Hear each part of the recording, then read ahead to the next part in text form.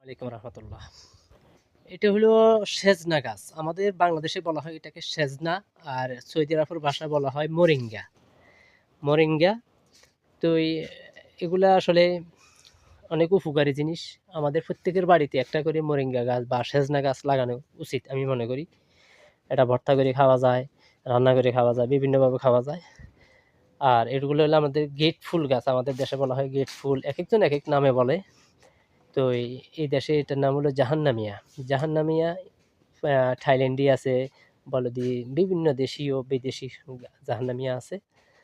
তো আমি এগুলা প্রতিদিন সকাল বিকাল পানি দিই এগুলাতে। এগুলো হলো লেবু গাছ, তুত, এগুলো হলো তুত গাছ।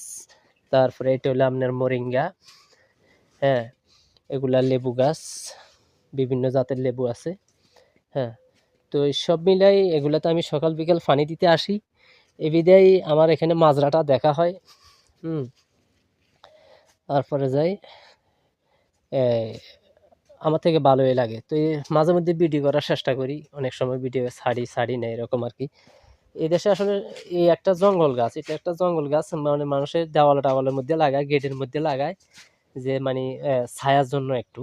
এটা মূলত কোনো ফল গাছ না, এটা মানুষের শুধু একটু গাছের ছায়া দেওয়ার জন্য লাগায় এই গাছগুলা। হ্যাঁ, এগুলা তো জানেন না আপনারা, এগুলা অনেক সৌন্দর্য গাছ, বাড়ির সামনে লাগায়।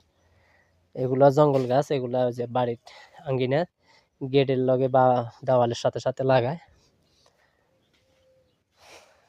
তো আমি এগুলার আসলে মাঝে মধ্যে আসি, পরিচর্যা করি। মূলত আঙ্গো কোম্পানির এই বিউট, দুইটা বিউট আছে এখানে, এই দুইটা কাজ আমি করি, আর দোকানে কাজ করি। তো এই ভিডিওগুলো কেমন লাগতেছে বা কেমন দেখতেছেন আপনারা ভালো মন্দ জানাবেন। আসসালামু আলাইকুম রহমতুল্লাহ।